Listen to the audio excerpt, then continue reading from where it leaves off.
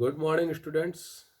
मैं Rajeev Dubey, department of history, intermediate, Jamshedpur cooperative college, Jamshedpur. आज 11 का फर्स्ट चैप्टर, फर्स्ट क्लास शुरू होगा। तो सबसे पहले चैप्टर 4 हम लोग देखेंगे। प्रारंभिक नगर इराक 3000 ईस्वी पूर्व, लेखन कला और शहरी जीवन के संदर्भ में। नवपाषाण काल के बाद मनुष्य ने धातु युग में प्रवेश किया, यानी पहले पत्थरों से औजार बनाना शुरू किया, पत्थरों से बर्तन बनाए गए, उसे नवपाषाण युग कहा गया, जिसमें मिट्टी के बर्तन वगैरह बनाना शुरू हुआ, मिट्टी के पत्थरों से हथियार बनाने शुरू हुए, तीर वगैरह बनना शुरू हुआ। अब हम लोग देखेंगे धातु युग में नवपाषाण युग से प्रवेश किया गया। नवपाषाण काल का मनुष्य अग्नि का प्रयोग करता था। जो नवपाषाण काल के मनुष्य थे उन्होंने अग्नि का आविष्कार कर लिया था और उसके बाद में वो लोग अग्नि का प्रयोग करना सीख गए थे। अब मिट्टी को पकाकर बर्तन बनाना या मांस को, जो वो लोग शिकार करते थे, मांस को पकाकर खाने लगे थे। ये सब अग्नि के आविष्कार के बाद ही वो लोग करना शुरू किए।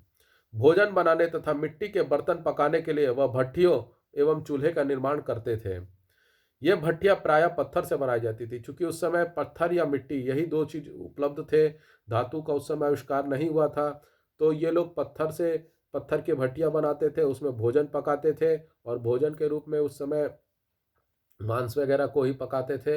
या कृषि का आविष्कार शुरू कर दिया था उन लोगों ने कृषि करना, तो वो कृषि का भी भोजन पकाकर खाने लगे थे। और मिट्टी के बर्तन बनाते थे, उसको भी पकाना उन्होंने उसी भट्टी पर शुरू कर दिया था। आग के ताप से कई पत्थर ऐसे होते थे जिसमें धातु का अंश पर्याप्त मात्रा में होता था। क्योंकि आज भी हम लोग जिस जगह में रहते हैं, जमशेदपुर के आसपास के क्षेत्रों में माइंस एरिया है, खदान एरिया है।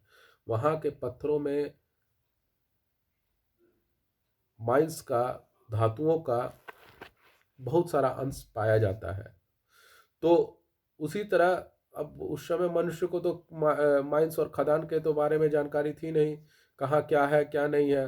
तो मनुष्य जब पत्थर के भट्टियां बनाते थे तो उस पत्थर के भट्टियों में धातुओं के अंश बहुत आयत मात्रा में पाए जाते थे, बहुत सारे धातुओं के अंश उसमें होते थे। तो जब मनुष्य आग उसको भट्टी के रूप में बनाया तो आग के ताप से ये धातु मिश्रित पत्थर पिघल जाते थे और उससे चमकीले धातु अलग हो जाती थी। जब धीरे धीरे मनुष्य ने यह समझ लिया कि यह धातु औजार बनाने के लिए अधिक उपयुक्त है, अब जो भी धातु रही, वो धातु पिघल कर पत्थर से अलग हो गई। और जब मनुष्य ने देखा कि ये धातु तो पत्थर से अलग हो गई, ये धातु हथियार बनाने के लिए बहुत काम की चीज़ है, बहुत उपयोगी है, क्योंकि इसे न केवल पिघलाया जा सकता था बल्कि ठोक पीट कर मनचाहा आकार भी दिया जा सकता था। जब गर्म के आधार पर धातु पिघलना शुरू हो जाती है तो आप उसको ठोक पीट कर भी उसे मनचाहा रूप दे सकते हैं। और यही चीज़ इन लोगों को, उस समय के मनुष्यों को ये चीज़ दिमाग में आया और उसके आधार पर उन्होंने धातु का इस्तेमाल करना शुरू कर दिया। पत्थर की अपेक्षा धातु से विभिन्न प्रकार की धारदार छेनी, आरी, धारदार बसुला और भारी कुल्हाड़ियां आदि बनाना संभव था। धातु से बढ़ईगिरी, पत्थर और हाथी दांत पर नक्काशी करने, खाल या चमड़ा काटने जैसे कार्यों के लिए अधिक अच्छे औजार बनाए जा सकते थे। उस समय जो औजार बनाए जाते थे वो पत्थर के थे, और पत्थर से चमड़ा काटने का काम हो या बढ़ईगिरी का काम हो या हाथी दांत पर नक्काशी करना हो या पत्थर पर नक्काशी करना हो, बहुत अच्छी तरीके से नहीं हो पाता था, असुविधाजनक था। और ये काम अगर धातु से किया जाता तो बहुत अच्छी तरह से हो जाता था। इसलिए ये काम धातुओं का उपयोग करने के लिए, धातु का उपयोग करके हथियार बनाने में ज़्यादा सुविधा इन लोगों को लगने लगा। संभवतः मनुष्य को सबसे पहले सोने का पता लगा, किंतु मात्रा में कम तथा अधिक मुलायम होने के कारण वह इसका प्रयोग औजार बनाने में नहीं कर सका। क्योंकि सोना बहुत जल्दी जब ताप लगता है, भाप अग्नि का, जब उसको गर्मी दी जाती है तो बहुत जल्दी पिघल जाता है और वो बहुत मुलायम धातु होती है। लोहे, तांबा, पीतल के मुकाबले बहुत मुलायम धातु होती है, जिसके कारण उससे हथियार वगैरह बनाया नहीं जा सका था। हालांकि सबसे पहले सोने का ही आविष्कार किया था, लेकिन चूंकि उसका उपयोग नहीं कर सक किया जा सकता था, उसका उपयोग सही से नहीं हो सकता था, इसलिए उसमें उसको बहुत ज़्यादा ध्यान उस समय के मनुष्यों ने नहीं दिया। बाद में मनुष्यों को तांबे का पता लगा और उसने ताम्र युग में प्रवेश किया, यानी नव पाषाण युग से धातु युग में प्रवेश करके ताम्र युग में किया, जिसे ताम्र पाषाण युग भी कहा जाता है। पाषाण युग से धातु युग में प्रवेश करने की गति अत्यधिक धीमी थी। पाषाण युग से धातु युग में जो प्रवेश किया जा रहा था बहुत धीमे तरीके से हो रहा था। पत्थर और धातु का प्रयोग लंबे समय तक साथ साथ चलता रहा, यानी पूरी तरह धातु पर भी निर्भर नहीं हुआ मनुष्य, धातु और पत्थर दोनों का उपयोग साथ साथ चलता रहा। इसलिए सबसे पहले चूंकि ताम्र युग में आए तो ताम्र पाषाण युग कहलाया। आरंभिक काल के पत्थर और धातु के औजारों में पर्याप्त समानता पाई जाती है। मनुष्य ने तांबे का प्रयोग कृषि संबंधी उपकरण, हथियार और बर्तन बनाने में किया, यानी तांबे के कृषि संबंधी उपयोग जो खुरपी वगैरह होती है वो सब बनाया, और हथियार बनाए जिसमें छेनी, आरी, काटने के लिए तलवार टाइप का जो हसुला बोला जाता है उस तरह का चीज ये लोग बनाए, और फिर बर्तन बनाना, तांबे का बर्तन बनाना शुरू किए। किंतु अधिक लचीला होने के कारण यह अधिक उपयोगी सिद्ध नहीं हुआ। चूंकि तांबा को बर्तन बनाने के में जो होता है, आज का जो तांबे का बर्तन देखिएगा कुछ ना कुछ धातु मिक्स होती है, बिना मिक्स किए यह भी अधिक लचीला होने लगा। तो ताम्र युग के बाद मनुष्य ने कांस्य युग में प्रवेश किया, यानी अब उसमें कुछ धातु मिलाने की आवश्यकता पड़ने लगी और मनुष्य कांस्य युग में प्रवेश किया। तांबे और अधिक टिन को मिलाकर कांसा बनाया गया, यानी तांबा और टिन को मिलाकर कांसा बनाया गया, और कांसा तांबे की अपेक्षा अधिक मजबूत एवं टिकाऊ था, जो मनुष्य इसका उपयोग आसानी से कर सकता था। अतः मनुष्य बर्तन, औजार, हथियार आदि इसी धातु से बनाने लगा।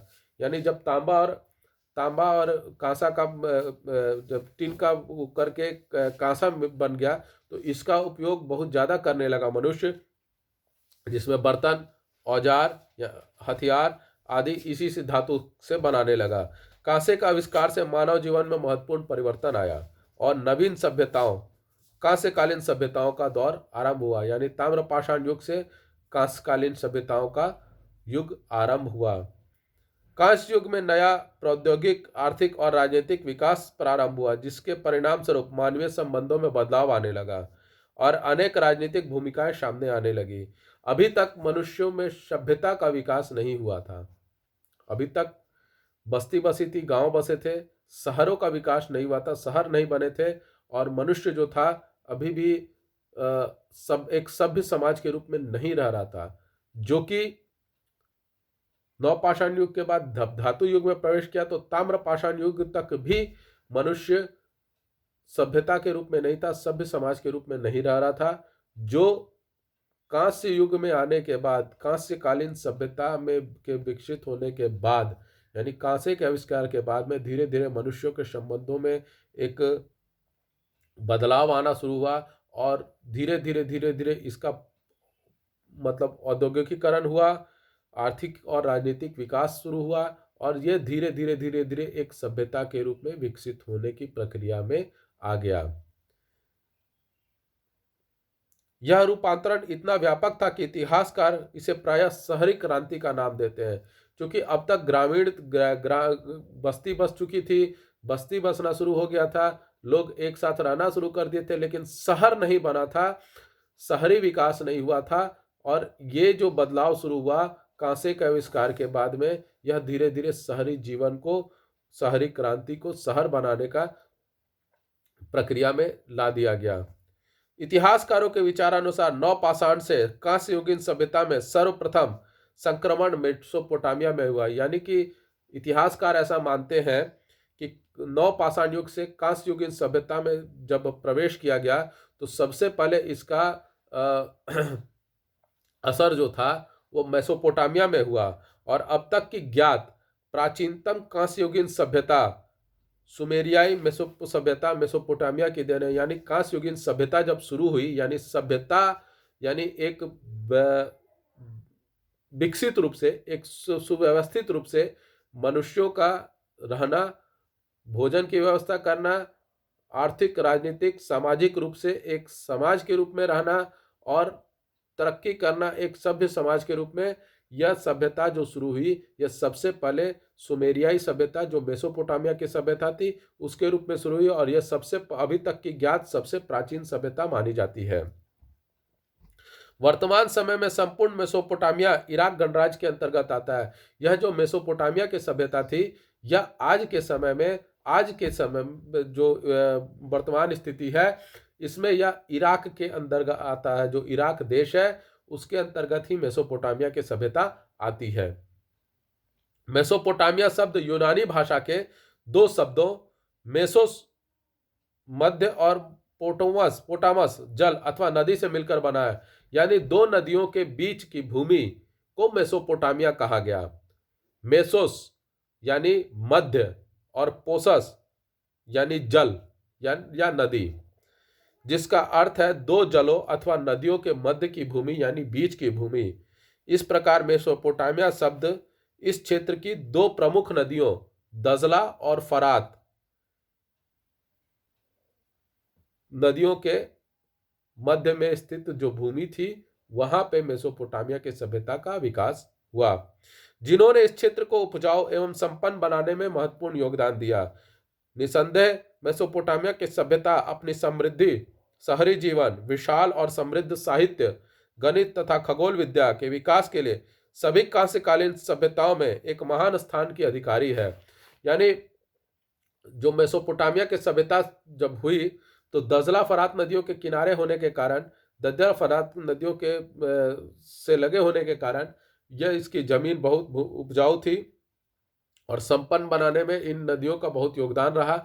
और इसका परिणाम यह हुआ कि यह सभ्यता बहुत तेजी से विकसित हुई और बहुत तरक्की की इस सभ्यता ने, जिसमें समृद्धि यानी बहुत ज़्यादा विकास हुआ, बहुत ज़्यादा संपन्नता आई, शहरी जीवन, विशाल और समृद्ध साहित्य यानी इन लोगों ने साहित्य के क्षेत्र में भी तरक्की की, गणित और खगोल विद्या यानी मैथमेटिक्स गणित के रूप में भी तरक्की की, खगोल विद्या यानी ज्योतिष शास्त्र के रूप में भी इन लोगों ने तरक्की की।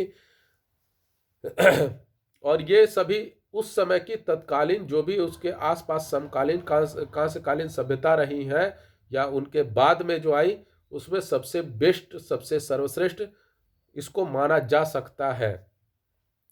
इसने विश्व सभ्यताओं में अनेक महत्वपूर्ण रूपों में प्रभावित किया। इस मेसोपोटामिया की सभ्यता ने विश्व की सभी सभ्यताओं को अनेक रूपों में प्रभावित किया। तो आज हम लोगों ने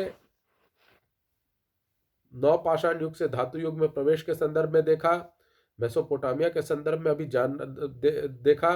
अब हम लोग अगले क्लास में देखेंगे कि नगरों की उत्पत्ति और प्रारंभिक शहरी समाज का विकास कैसे हुआ। आज का ये वीडियो आपको कैसा लगा? लाइक करें, कमेंट करें, शेयर करें और ज़्यादा से ज़्यादा मात्रा में सब्सक्राइब करें।